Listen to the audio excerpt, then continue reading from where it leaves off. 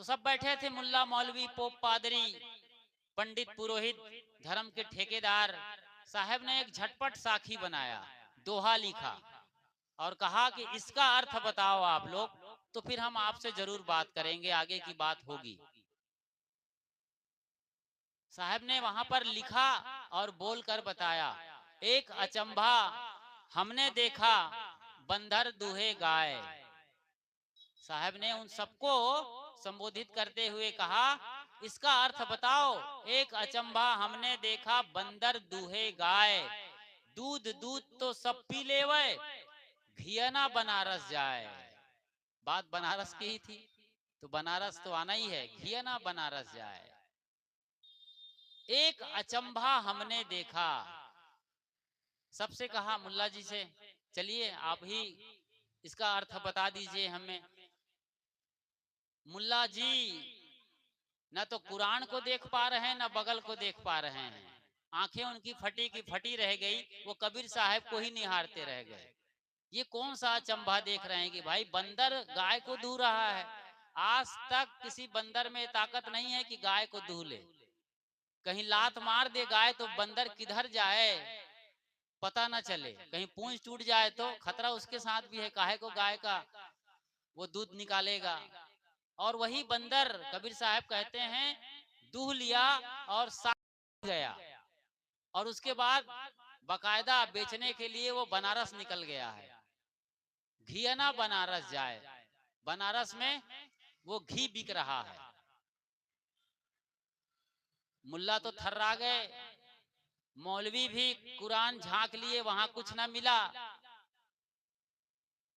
पंडित पुरोहित भी अपना पतरा सब खोल के देखने लगे, कहीं पर ये लाइन नहीं लिखी, कहीं दोहा नहीं मिला है। सबका माथा चकराया, बगल झांकने लगे, मुंह सूखने लगा, और सब धीरे धीरे उठकर खसकने लगे वहां से। इसी में खैरियत समझे खिसक जाने में अर्थ बताना असंभव हो गया, और आए थे बड़े शास्त्रार्थ करने। इसीलिए साहब कहते हैं, पोथी पढ़ पढ़ जगमुआ, पंडित भया न कोई, ढाई आखर प्रेम का, पढ़े सो पंडित हो। जब खसकने लगे तो साहब ने पुकारा उनको, कहां भाग रहे हो। तो ये भी बात लगी उनको कि हम तो बड़े तिलकधारी चंदनधारी पंडित हैं, जालीदार टोपी लगाए हैं, दाढ़ी बढ़ाए हैं, मुल्ला मौलवी हैं, मस्जिद में अजान लगाने वाले हैं, प्रार्थना करने वाले हैं मंदिर में। अब अहंकार फिर से घूमा, जैसे जुए में बार बार हारने के बावजूद युधिष्ठिर दुर्योधन के ललकारने पर फिर से जुआ में बैठ जाता था, और आखिरी में अपनी द्रौपदी को ही हार गया, और उसे धर्मराज युधिष्ठिर आज भारत कहता है। सोचिए जरा, ये उलटवासी है कि कबीर साहब उल्टी बानी बोलते हैं। जो धर्मराज जिनका नाम युधिष्ठिर है, वो अपनी पत्नी को दांव में लगा दिया, पत्नी को हार गया, वो भी 5-5 पांडव मिल करके। उनके बड़े भैया को धर्मराज आप किस हिसाब से कह रहे हो? कभी विचार करते हैं, कभी सोचते हैं? बस कथा सुनते हैं, कहानी सुनते हैं लोरी की तरीके से। और आखिरी में कथाकार कहता है, बोलो वृंदावन बिहारी लाल की जय हो, जय हो। प्रसाद बांट दिया जाता है, लोग घर चले जाते हैं। अद्भुत है हमारा भारत। आपकी भक्ति, श्रद्धा और समर्पण को वाकई में हम नमन करते हैं, उस भाव को जिसके अंदर जिज्ञासा कम, भाव ज्यादा है, समर्पण है, श्रद्धा है, सत्य नहीं, विश्वास है, विवेक नहीं, अनुमान है, अनुभव नहीं। इसी को हम सही रूप देने के लिए यहाँ आपके गांव आए हुए हैं, ताकि आपकी चेतना जगे, कबीर साहब की बानी को समझो। तो कबीर साहब ने जब फिर से पुकारा तो सारे लोग आके बैठ गए, और मुल्ला को फटकारा। क्या कहा? कंकड़ पाथर जोड़ के मस्जिद लिया चुनाए, ता चढ़ मुल्ला बांग दे, क्या बहिरा हुआ खुदाए। अरे मुल्ला जी, कंकड़ पत्थर को जोड़ करके तुम मस्जिद बनाते हो और ऊपर चढ़ करके बांग लगाते हो। अब बांग कौन लगाता है? बांग मुर्गा देता है। कुकड़ू, ये मुर्गा मुर्गी की आवाज है, बांग है, उनकी पुकार है। तो तुम मुर्गा मुर्गी बने जा रहे हो। इतना बढ़िया सुंदर मानव योनि में आकर जो कल्याण की भूमिका है, मुक्ति की भूमिका है, स्वयं को जानने की जगह तुम मुर्गा मुर्गी बनने की जुगत लगा रहे हो। वो काम पहले से मुर्गा मुर्गी को दे दिया गया है कि वो बांग लगाएं और लोगों को जगाए गांव में। आज भी जिनके यहाँ गांव में मुर्गा मुर्गी है वो बांग लगा देते हैं, कभी 3 बजे तड़के, कभी 4-5 बजे। लोग जागते हैं उनकी आवाज से। और तुम क्या चिल्ला रहे हो, बांग लगा रहे हो। बहुत गहरा और तगड़ा तमाचा लगाया है इस्लाम पर। और कहते हो कि खुदा बहरा है। किस लिए लगाते? जब बहरा नहीं है खुदा तो क्यों आवाज लगा रहे हो? बिस्मिल्लाह रहमाने रहीम सल्लल्लाह। वो बिस्मिल्लाह निहायत रहम दिल वाला है, उसको पुकार रहे हो। उसको पुकार रहे हो। तुम्हारा खुदा बहरा है कि तुम खुद बहरा हो? क्यों ऐसा बोले साहब? खुदा बहरा नहीं है। कोई भगवान, कोई परमात्मा बहरा नहीं है। चींटी के पग नूपुर बाजे तो भी साहब सुनता है, न जाने तेरा साहब कैसा है। तो चींटी के पग नूपुर बजता है। नूपुर मतलब घुंघरू। घुंघरू देखे हो बच्चे? हाँ, कौन घुंघरू पहनी है? तुम पहनी हो? किसके पास घुंघरू है, जरा दिखाओ। घुंघरू कैसे बजता है? जैसे तुम झुनझुना बजाते हो, खिलौना बजाते हो, जैसे घुंघरू। अब आप सोचो, बच्चे ध्यान दो, चींटी देखे हो? छोटी सी चींटी। उस चींटी के पैर को देखे हो कभी? देखे हो? सबसे छोटी चींटी, उस पैर पर घुंघरू बांधना है। बताइए कितना माइक्रो लेवल का घुंघरू बनाना पड़ेगा। वो घुंघरू बजेगा तो भी साहब सुनता है। क्या चींटी को नहीं पता है कि मुझे चीनी खाना है, या फिर चीनी के आकार का कोई पत्थर का सफेद टुकड़ा हो तो चीनी खाएगी? माफ करिए, चींटी खाएगी? नमक भी नहीं खाती है चींटी, उसको चीनी ही चाहिए। दोनों सफेद हैं, एक बराबर। नमक और चीनी को पीस करके मिला दोगे तो चींटी चीनी ही लेगी, नमक छोड़ देगी। इतनी बारीक पकड़ है साहब की जो चींटी के भीतर बसता है। और तुम टावर पर चढ़कर माइक लगाकर लाउडी स्पीकर से, ध्वनि विस्तारक यंत्र से क्या कर रहे हो? लगता है तुम खुद बहरे हो। ऐसा क्यों बोला? क्योंकि बिस्मिल्लाह रहमाने रहीम, जो निहायत रहम दिल वाला तुम्हारा खुदा है, अल्लाह ताला है, उनके नाम पर बकरा और मुर्गी, गाय, घोड़ा, गधा, दुम्मा सब मार के खा जाते हो। तुम नहीं सुनते हो चीख पुकार इन मासूम और निरीह मुख प्राणियों की, जो छटपटा रहे हैं, पुकार रहे हैं बचने के लिए। कोई भी आदमी, चाहे वो ईसाई हो, चाहे मुस्लिम हो, चाहे हिंदू, कोई भी कसाई हैं ये सब जो मारते हैं।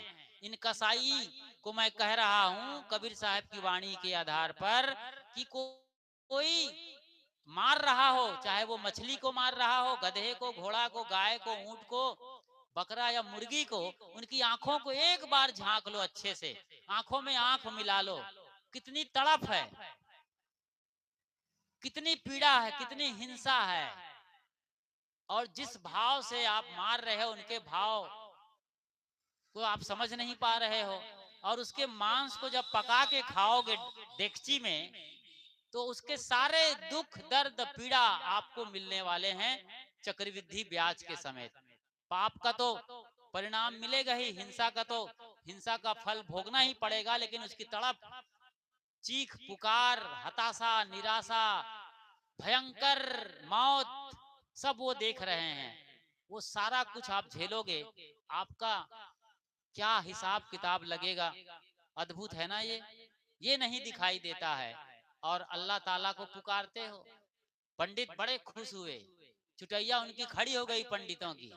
अच्छी मार मारी साहब ने आज मुसलमानों को। बड़े मुल्ला बनते हैं, जालीदार टोपी लगाए और दाढ़ी बढ़ाए हैं ये, और हमारे खिलाफ बोलते रहते हैं। क्योंकि काशी पंडितों की नगरी रही, लेकिन मुसलमान कम नहीं थे, जैसे कि आज भी है। ज्ञान वापी का मामला देख ही रहे हो आप, तो वहां पर क्या हालत है आप सब जानते हैं। हिंदुओं का मंदिर रहा है, वहां आज मस्जिद बना दिया गया है। तो ये चालाकी वो करते हैं, सदा से करते आए हैं। मुसलमानों की बड़ी गलती नहीं है, यहाँ पर हिंदुओं की बड़ी गलती है। क्योंकि हिंदुओं के जो चढ़ावे आते थे हजारों गांव के, हर मंदिर में सोने चांदी हीरे जवाहरात जड़े हुए थे। इसी लालच में मंदिरों पर आक्रमण हुआ है इस्लामिक राष्ट्र के आतताइयों द्वारा। चाहे वो तैमूर लंग हो, चंगेज खां हो, नादिर शाह हो, या फिर कोई और मोहम्मद गोरी या मोहम्मद गजनवी। मोहम्मद गजनवी ने 18 बार लूटा है सोमनाथ के मंदिर को। अंदाजा लगाइए। जो अपने को कट्टर सनातनी हिंदू कहते हैं, ये नपुंसक बने खड़े रहे। कुछ लोगों को लेके आए थे गाड़ी छकड़ों में, गधे में लद करके, और ये लाद करके हीरे मोती ले गए यहाँ से। और सारे लोग देखते रहे कि शिव का तीसरा नेत्र फूटेगा, माफ करिए तीसरा नेत्र खुलेगा शिव का, और ये मलेच्छ भस्म हो जाएगा। न शिव का तीसरा नेत्र खुला, और न ही वहां पर हजारों लोग जो ये तमाशा देख रहे थे उनका सारी आंखें बंद हो गई। हजारों की तादाद में आंखें बंद हो गई, और वो बड़े आराम से एक बार नहीं, दो बार नहीं, तीन बार नहीं, चार बार नहीं, 18 बार लूट करके भारत को कंगाल कर दिया। कभी सोने की चिड़िया ये भारत कहलाता था, सोचिए जरा। इसीलिए जब मुल्लों को फटकारा, मौलवी को धर दबोचा कबीर साहब ने अपनी वाणी के आधार पर, फिर के सामने, और उनको भी कहा, क्या कहा, पाहन पूजे हरि मिले तो मैं पूजूं पहाड़, याते तो चाकी भली पीस खाए संसार। तुम लोग पत्थर पूज रहे हो, जिंदा आदमी नहीं दिखता जिसके अंदर खून का संचार हो रहा है, सांसें चल रही है। तुम उन्हें बलि का बकरा समझते हो, और कर्म कांड पाखंड में फंसाकर उनके घर का सवा सत्यानाश करते हो। बाप मर गया है, पूरा घर रो रहा है, पछतावे में है, पीड़ा में है। इतने दुखद स्थिति में तुम उनके घर पहुंचते हो, और कभी चलावा चौका आरती करते हो, कभी उनके बाप के पास ये सारे सामान पहुंचे इसके इंतजाम में खटिया, जूता, चप्पल, छाता मांगते हो। और ऐसे इस लोग जिनको वो समझता ही नहीं, गांव का गरीब आदमी, उनके सामने उल्टे सीधे मंत्र जंतर पढ़ करके अपनी झोली भरते हो, अपना खानदान चलाते हो। पंडितों को फटकारा, ये जिंदा आदमी नहीं दिखता, गरीब आदमी नहीं दिखता, जिन्हें आप लोगों ने खुद ही 4 वर्णों में बांट रखा है। ब्रह्मा के मुख से पैदा हुए बोलते हो अपने को, क्षत्रियों को बाजू से, और जंघा से वैश्य को कहते हो। और इन लोगों को जिनके यहाँ तुम्हारी रोजी रोटी चलती है, इनका आटा दाल चावल खाते हो, इनके बनाए घड़े से पानी पीते हो, इनके जूते चप्पल पहनते हो, चमार के, कुम्हार के घड़े, कपड़े बुनकर के कपड़े पहनते हो, और सारा कुछ इनका लेते हो, और इन्हें अछूत घोषित कर देते हो। इनका छीटा लग जाए, इनकी छाया लग जाए, तो दूर से पवित्रो पवित्रो सूची का मंत्र पढ़ के अपने को पवित्र करते हो। और उधर नौटंकी करते हो मंदिर में जाकर कि हम भगवान के बड़े पुजारी हैं, भक्त हैं, पाहन पूजे हरि मिले तो मैं पूजूं पहाड़। साहब कहते हैं वाकई में इस तरीके से पत्थर के पूजने से भगवान मिलते हैं, पहाड़ की पूजा करूं फिर मैं। आइए हम सब पहाड़ को पूजते हैं। वही इंकलाब जो आज से गीता या भगवत महापुराण के अनुसार हजारों साल पहले कृष्ण ने इंकलाब किया था। जब वो गाय चरा के लौटे थे, उनके बाबा एक बड़ा उत्सव मना रहे थे, इंद्र की पूजा हो रही थी। सवाल किया उन्होंने लौटते लौटते गाय चरा कर ग्वाल बालों के साथ छोटा सा गोविंदा। कहा बाबा क्या हो रहा है? कहा बेटा इंद्र की पूजा होने वाली। इंद्र की पूजा? इंद्र कौन है? कहे बारिश करते हैं। बारिश? बारिश तो पानी के भाप बनने से होता है, बादल बनते हैं। वह हरिनायन और धनायन में टक्कर होता है, बिजली होती है, बिजली कड़कती है, धमाका होता है और बरसात होती है। पूरा ये नदी, बाग, समंदर, पर्वत में भीगने लगते हैं। इसमें इंद्र कहां से आ गया? इंद्र कहां बैठा है आसमान में? ये कहानी मैं नहीं कह रहा हूं, ये कहानी भागवत महापुराण में है, आप पढ़िए। ये कथा कोई कथाकार नहीं सुनाते हैं, बड़े बड़े कथाकार हैं टीवी चैनल पर, अनिरुद्धाचार्य से लेकर के देवकीनंदन ठाकुर तक इसमें आते हैं, वहीं जया किशोरी से चित्रलेखा तक। लेकिन ये स्पष्ट कोई नहीं करते हैं, वो कथा का सार नहीं बताते हैं, कृष्ण की ये बात उठाते ही नहीं है कि कृष्ण ने अपने नंद बाबा को सबक सिखाया था और इंद्र की पूजा को रोका था और गोवर्धन की पूजा की शुरुआत करी थी। गोवर्धन गाय का वर्धन, गोवंश का वर्धन, गांव का वर्धन करने वाला।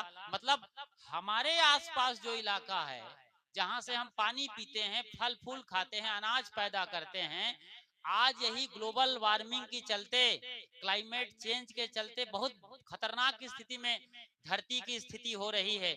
हमारे लिए पूरी धरती गोवर्धन है, पूरी धरती को बचाना है। जिस तरीके से प्लास्टिक यूज कर रहे हैं, सारे प्लास्टिक नदी नाले से बहते बहते समंदर में जाते हैं और भारत का जितना बड़ा क्षेत्रफल है उससे भी बड़ा एरिया आज पन्नी से ढका हुआ है समंदर के अंदर। सोचो जरा, इतना पन्नी ही पन्नी है, प्लास्टिक ही प्लास्टिक है। गाय खाती है तो मर जाती है, वहां मछलियां मर रही हैं, कितने जीव जंतु खत्म हो गए सदा सदा के लिए, उनकी प्रजातियां खत्म हो गई हैं। जंगल काट कर हम बिगाड़ रहे हैं धरती माता को। आज के ढंग से इस गोवर्धन पूजा को आप समझिए, धरती का संरक्षण करना ही गोवर्धन पूजा है। कम से कम हम संसाधन यूज करें। जो चिमनी से हम कार्बन डाइऑक्साइड छोड़ रहे हैं, ओजोन परत को छेद में बदल दिए हैं, खतरा बहुत बढ़ गया है। आने वाले दिनों में जब कोई 60 डिग्री सेल्सियस तापमान हो जाएगा धरती का, तो हम जहां खड़े हैं वहीं गल जाएंगे खड़े खड़े। ये ललकार किया था कृष्ण ने, छोटा सा बाल रूप का, समझदार था, विवेकी था, तभी तो वो भगवत गीता बोल पाया था बाद में। होनहार बिरवान के हो चीकने पात। कबीर साहब ने यही बात पंडितों को कहा, पहान पूजे हरि तो मैं पूजूं पहाड़, याते तो चाकी भली पीस खाए संसार। इससे बढ़िया तो चक्की है जिससे पीस करके गेहूं या किसी अनाज से आटा बनाते हैं आप, या दाल निकालते हैं, दाल पीते हैं, दाल खाते हैं, या आटे की रोटी खाते हैं। इसकी पूजा क्यों ना की जाए? साहब ये कह रहे हैं, साहब कोई मंदिर के विरोधी नहीं है, कोई देवी देवता के विरोधी नहीं है, कोई मस्जिद के विरोधी नहीं है। मस्जिद, मंदिर, चर्च और गुरुद्वारा में धर्म के नाम पर जो पाखंडवाद चलता है उसके विरोधी हैं साहब। जो वाद बनते हैं, भगवानवाद, ईश्वरवाद, उसके विरोधी है, ईश्वर के विरोधी नहीं है। ईश्वर तो नियम को कहते हैं जो कण कण में है, जर्रे जर्रे में खुदा, इसी को मुसलमान कहते हैं। कण कण में भगवान हिंदू कहते हैं। नियम सर्वव्यापक है, हर जगह मौजूद है। जमीन में बीज जाएगा, उचित नमी खाद पानी मिलेगा, बीज अपने आप प्रकट हो जाएगा। इसमें किसी भगवान को बीज फोड़ करके पैदा करने की कोई जरूरत नहीं है। हजारों हेक्टेयर में गेहूं बोया जाता है, अरबों खरबों टन। अब भगवान सबको एक एक दाने फोड़ फोड़ करके पैदा करे तो पागल हो जाए। तिहाड़ जेल में अपने आप को पाएगा या किसी पागल खाने में भगवान पाएगा? सोचिए। लेकिन नियम सर्वव्याप्त है, जर्रे जर्रे में खुदा है। कहीं कोई धरती का कोना बाकी नहीं है जहां ये नियम नहीं है। सदा से है, सदा रहेगा। इसी को सत्य सनातन धर्म कहते हैं। बाद में लोग अपने ढंग से भगवान की अवधारणा शुरू कर दिए, भगवान बनाने लगे। अब मुल्ला मौलवी ठंडे हो गए, पोप पादरी का भी सब ढीला ढाला हो गया, कुर्ता पजामा, और ये पंडित पुरोहित का भी चोटैया जो खड़ी हो गई थी एंटीना, वो डाउन हो गई। अब पसीना छूटने लगा, तिलक अब पोंछने लगा, तिलक गिरने लगा, रंग रोगन मिटने लगा। सब ढीले ढाले होकर के हाथ जोड़ के बैठे और कबीर साहब को गुरु रूप में स्वीकार किए। तब साहब ने अर्थ बताया। 2 लाइन पूछा साहब ने, जिन्हें अनपढ़ कहा जाता है, इस आधार पर कि मसी कागज छुओ नहीं, कलम गहो नहीं हाथ, चारी युग का महात्म कबीर मुख ही जनाई बात। चारों युगों का मतलब हर समय का जो परम सत्य है, उसे जानने के लिए स्कूल कॉलेज जाने की जरूरत नहीं है, पोथी पुराण बांचने की जरूरत नहीं है। वो तो आंखन देखी घटना है, लिखा लिखी की है नहीं, देखा देखी की बात। दुल्हा दुल्हन मिल गए, फीकी पड़ी बारात। ये तो भाई प्रत्यक्ष ज्ञान है। एकदम साफ है कि सूरज निकलता है, आग का गोला है, हीलियम और हाइड्रोजन गैस जल रहे हैं, और आप लोग जो सुबह सवेरे पानी ढालते हैं नहा के आकर लोटा भर के या बाल्टी उठा करके, क्या बाल्टी उठा के लोटा उठा के पानी डालते हैं तब सूरज निकलता है? पांडे जी को यही अभी तक मालूम है कि हमारे पानी डालने से या कमर भर पानी में तालाब में नहाते हैं, पानी का अर्घ देखते हैं सूरज को, तब सूरज निकलता। ऐसा नहीं है, सूरज निकलेगा तुम पानी डालो चाहे ना डालो। सूरज को कौन निकल गया था? हनुमान। ये बात बड़ी आसानी से आप लोग हजम कर लेते हैं, कभी विचार नहीं करते हैं। पृथ्वी से 13 लाख गुना बड़ा है, 1500 करोड़ किलोमीटर दूर है, और आग का दहकता भयानक पिंड है। आज तक कोई यंत्र तक नहीं गया है। जो सूर्ययान भारत भेजा है वो भी करोड़ों किलोमीटर दूर ऑर्बिट पर घूमता रहता है, फोटो लेता है सूरज का। लेकिन नहीं, आप मानते हैं, बस सुनी सुनाई बातें हैं। राजा सगर की पत्नी को कितने हजार बच्चे पैदा होगा एक बार में? 60,000। राजा सगर की पत्नी सुमति थी, उसको 60,000 बच्चे पैदा हो गए। अभी भी सोशल मीडिया पर 10-12 बच्चे की कहानी आती है, उसमें कई फर्जी होते हैं। 2 बच्चे तो आपने देखा है पैदा होते, 3-4 बच्चे भी हो सकते हैं, 10-12 कभी विश्व रिकॉर्ड है ये समझ में लेकिन 60,000 बच्चे। पंडित जी बोलते हैं कि राजा सगर की पत्नी को 60,000 बच्चे एक साथ पैदा हुए। बोलो वृंदावन बिहारी लाल की जय हो, जय हो। ये है हिंदुस्तान भेड़िया धसान। विवेक बुद्धि है नहीं, सब बेच के चले आए हैं, गिरवी रख दिए हैं, लगता है कहीं पाकिस्तान को या कहीं अफगानिस्तान को। विवेक है कि नहीं? जगाओ, सोचो। 60,000 बच्चे कैसे हो जाएंगे भाई एक औरत को? 2-4 बच्चे पैदा करने में तो हालत खराब हो जाती है। और 2-4 भी छोड़ो, एक ही बच्चे में आज की जो बेटियां हैं, कॉलेज पढ़ रही थी अभी सलवार सूट लगा के, जो रील्स बनाने वाली हैं, डांस करने वाली हैं, उल्टे सीधे नखरे करती रहती हैं सोशल मीडिया पर। शादी होती है, बहू बन जाती है, लेकिन वो रील्स देखना, सोफा पर बैठ के खाना, रिमोट से टीवी चलाना, मौज मस्ती करना, चाट पकोड़े खाना, बाजार में जाकर चाउमीन पिज्जा बर्गर, ये नहीं छूटता है। और नौकर नौकरानी लगे हैं। जब वो माँ बनने की बात आती है तो सोचो जरा, कितनी बेटियां आज नॉर्मल डिलीवरी में जा रही हैं, पेट फाड़ा जा रहा है, चीरा जा रहा है, कैंची से काटा जा रहा है, छुरी चलाई जा रही है। इनको तो एक बच्चा पैदा करने की भी औकात नहीं बची है, और आप मान लिए कि 60,000 बच्चे पैदा हो गए।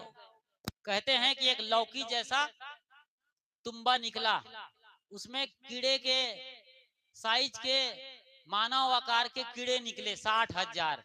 पहले से 60,000 घड़े तैयार थे घी के, सबको छोटे छोटे कीड़ों को मानव आकार के उसको डुबा दिया गया। कहाँ? एक एक घड़े में, एक एक को।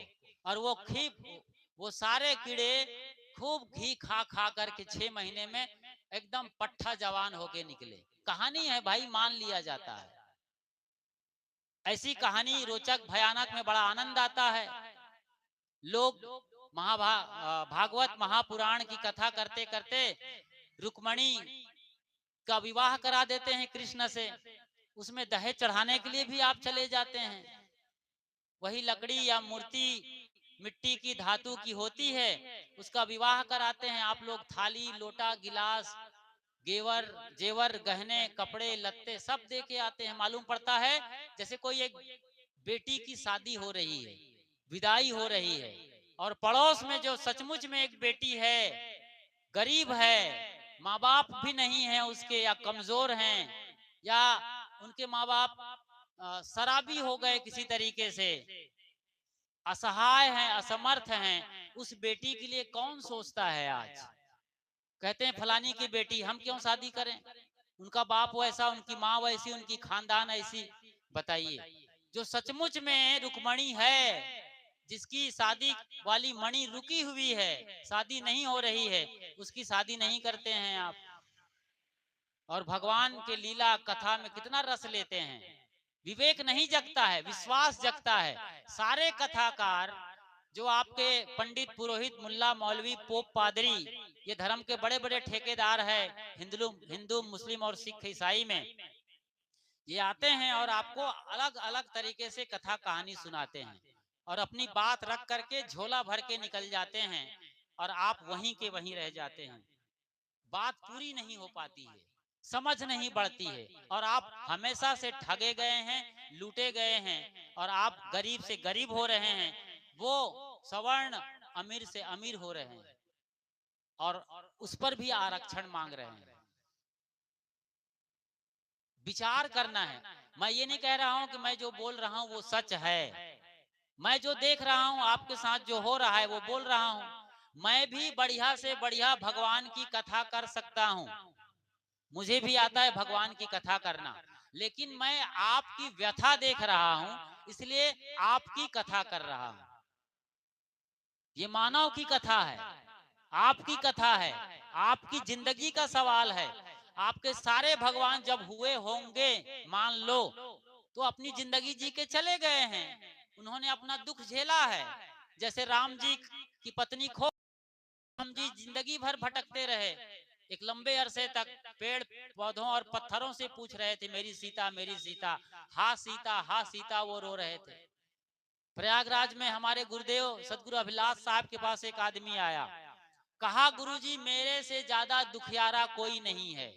अच्छा, तुमने कोई सर्वे कराया है?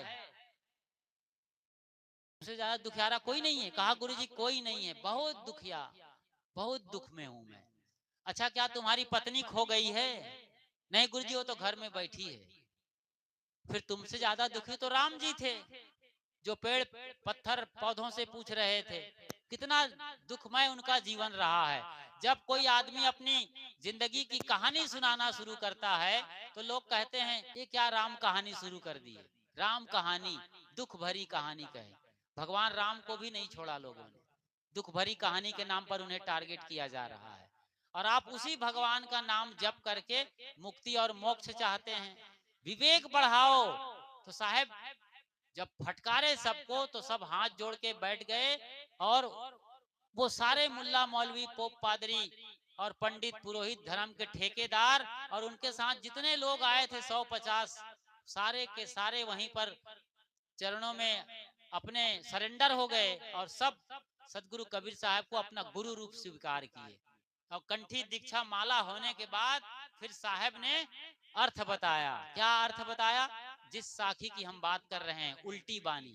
देखिए, सीधी बात की जाती है तो लोग सुनते नहीं हैं, इस कान से सुनते हैं उस कान निकाल देते हैं, लेकिन जब बात उसी को घुमा फिरा करके चौंकाने के अंदाज में उलटवासी के रूप में कहते हैं, साहब कहते हैं एक कचंबा हमने देखा, बंदर दूहे गाय, दूध दूध वो सब पी लेवे, घियना बनारस जाए।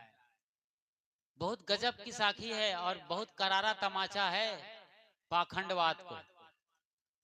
साहब कहते हैं एक ऐसा अचरज देखा कि गाय को बंदर दूह रहा है,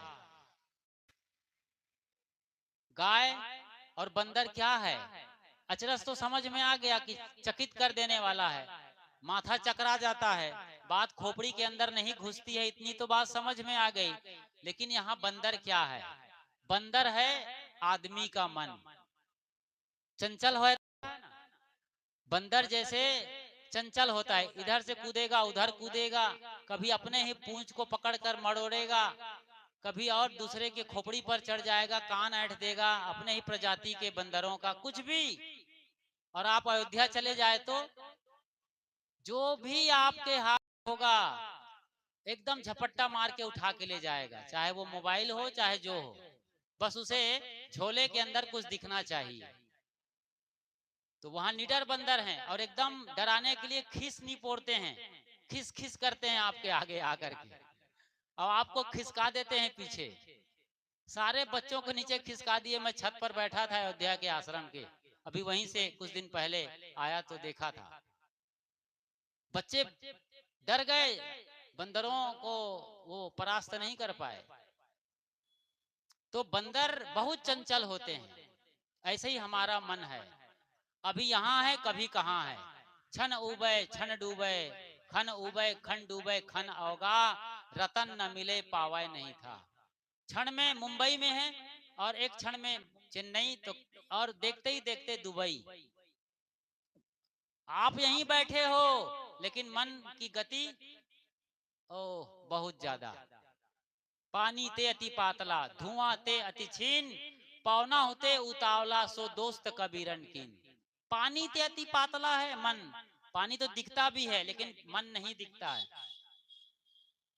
धुआं ते अति झीन, धुएं से भी झीना है, कोहरा से भी झीना है। पौना होते उतावला, और भयंकर तूफान से भी वो तेज चलने वाला है, एक सेकंड भी नहीं लगता। लाखवें हिस्से में आप अमेरिका के न्यूयॉर्क शहर पहुंच जाते हैं, जो याद करो वहीं पहुंच गए। सपना भी तेज चलता है आपका, और झपकी मारा आपने, कुछ सेकंड के अंदर आप लखपति हो जाएंगे और मर भी जाएंगे, शमशान घाट में गाड़ भी दिया जाएगा आपको। एक सेकंड के अंदर अंदर सब कुछ देख लेते हो। मतलब एक लंबा फिल्म 3 घंटे का पूरा कुछ सेकंड के अंदर पूरा हो जाता है। ये मन की गति है। ये चंचल मन किसको दू रहा है? गाय को। गाय क्या है? हमारी इंद्रियां। गो गोचर जहां लग जाई, सो सब माया जाने उभाई। गोस्वामी तुलसीदास जी रामायण में कहते हैं, रामचरितमानस में, गो गोचर मतलब गाय इंद्रियां है, इंद्रियों को ये दोहन कर रहा है। आंख फूटी जा रही है, आंख से आंसू आ रहा है, लेकिन रात में आदमी चादर ओढ़ करके कोई फिल्म देख रहा है। अब वो गंदी फिल्म देख रहा है या अच्छी फिल्म, वो उसकी कमाई है, वो उसके साथ कर्म कमाई जो भी है वो तय हो जाएगी। लेकिन आदमी ऐसा है आज, कान खराब भले हो जाए लेकिन ईयरफोन ठूसा रहेगा कान के अंदर। कई लोग घंटों घंटों ईयरफोन का यूज कर रहे हैं और कान के पर्दे खराब हो रहे हैं। आंख से देखने की हिम्मत नहीं, लेकिन चश्मा बनवाए हैं लोग, चश्मा भी नहीं देख पा रहा है, रगड़ रहा है चश्मे को बार बार, कहीं दिख जाए कुछ दिख जाए। बूढ़ा कर दिया शरीर को, मन ने थका दिया है। जैसे एक जवान आदमी के पास मन इंद्रियों के दुरुपयोग करते करते बहुत जल्दी उसका सारा कुछ गल जाता है, पिघल जाता है और बूढ़ा मालूम पड़ता है। 30 भय तब खीस भय, गुरुदेव कहा करते थे, 30 भय तब खीस भय, 40-50 पे नाम न लीजिए, 60 बरस में ब्याह की चाह जगे, तो निकाल के जूता कपार पे दीजिए। ये हालत आज हो रही है। सब इंद्रियां जवाब दे रही हैं, लेकिन नकली दांत लगा करके आदमी सुपारी खाएगा। सुपारी पीसने की आदत नहीं है, ताकत नहीं है दांत में, तो ये नकली दांत लगा करके सुपारी जरूर चबाएगा, खाएगा। ऐसे ही तंबाकू, लत, नशा, दुर्व्यसन, फैशन, ये आदमी को बूढ़ा कर रहा है, कमजोर कर रहा है, विवेक शक्ति को छीन कर रहा है। तो ऐसे शक्तिहत शरीर जो पूरी तरीके से निचोड़ लिया गया है, बर्बाद हो गया है, मन कमजोर हो गया है, निर्णय नहीं ले पाता है, दिमाग भुलक्कड़ हो गया है, इंद्रियां जवाब दे दी है, बोलो राम राम तो कहता है बूढ़ा लाम लाम, पैर कहीं रखता है पैर कहीं पड़ता है। ऐसे लोग क्या कर रहे हैं, जिनका सब कुछ लूट गया, बर्बाद हो गया, शक्तिहीन हो गए हैं, निस्तेज हो गए हैं। ये लुटे पिटे लोग क्या कह रहे हैं, भियना बनारस जाए।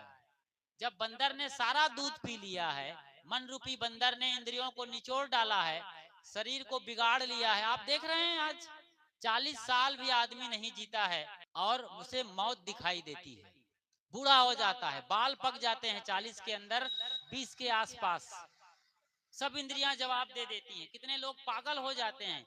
ये पागल कोई यूं ही पागल नहीं हो गए, बड़े पढ़े लिखे लोग हैं, कोई इंजीनियर था, कोई डॉक्टर था, कोई वकील था, कोई और कहीं पर बड़े पढ़े लिखे डिग्रीधारी लोग। ये लोग आज बड़ी बड़ी दाढ़ी बढ़ाए, कई हफ्तों से नहीं नहाए, पागल सरीखे बड़बड़ाते घूम रहे हैं। डिग्रीधारी लोग केवल मन की चंचलता को कंट्रोल नहीं कर पाए, सदगुरु संतों के निकट नहीं बैठ पाए, सच्चा ज्ञान नहीं मिला, सच्चा गुरु नहीं मिला इन्हें, और ये आज पागल हो गए हैं। कुछ पागल चिल्लाते गाते हैं तो हमें समझ में आता है कि ये पागल है, बाकी अधिकतम आदमी पागल है अपने अंदर अंदर, मन सबका पागलपन से भरा हुआ है। ऐसे लोग जिनका सब कुछ खत्म हो चुका है, ये लोग कहाँ जा रहे हैं, भियना बनारस जाए, बनारस जा रहे हैं। क्यों? मुक्ति पाने की, मोक्ष मिलेगा। और ऐसे बूढ़े लोग जो मरने के कगार पर हैं, ऐसी मान्यता है, काश्याम मरनान्न मुक्ति, तो नाव लेते हैं किराए पर मणिकर्णिका घाट में, गंगा पर नाव पर सवार रहते हैं 24 घंटे, कि गंगा पर हमारा शरीर छूट जाएगा, हम मर जाएंगे तो पूरे शरीर के साथ स्वर्ग जाएंगे, सतलोक जाएंगे, जन्नत जाएंगे, बेहिश्त होगा। ऐसी मान्यता है लोगों की आज भी। बताइए, ये अर्थ जब सुने तो सारे मुल्ला मौलवी पोप पादरी और पंडित पुरोहित चकरा गए, कहे गुरु महाराज ये गूढ़ ज्ञान, निचोड़ ज्ञान, वास्तविक ज्ञान है, यथार्थ ज्ञान है। हम लोग तो कथा कहानियों में भटक गए थे, पोथी पुराण बाँच रहे थे, कुरान और बाइबिल बाँच रहे थे, जहां पर कहानियां ही कहानियां हैं, ज्ञान नहीं है। अब जाके पता चला कि यथार्थ ज्ञान क्या है। सच्ची गुरु भक्ति बताया कबीर साहब ने, मुक्ति का मार्ग बताया, और मानव जीवन को सफल करने के लिए कई पहलुओं का राज खोला। वहां पर पूरा बीजक सुनाया, समझ लीजिए। कई महीनों तक कथा चलने लगी और साहब बोलते गए, बीजक लिखता चला गया, बीजक उनके शिष्य लिखते चले गए, बीजक बनता चला गया। तमाम वाणियों का सृजन हुआ वहां पर। ऐसे पेड़ की छाया में एक चबूतरे पर बैठ करके कबीर साहब की तमाम वाणियां बनी, चाहे उन्हें आप कबीर दोहावली कहो, कबीर ग्रंथावली कहो, कबीर साखी कहो, शबद कहो, रमैनी कहो, या फिर कबीर अमृतवाणी कहो।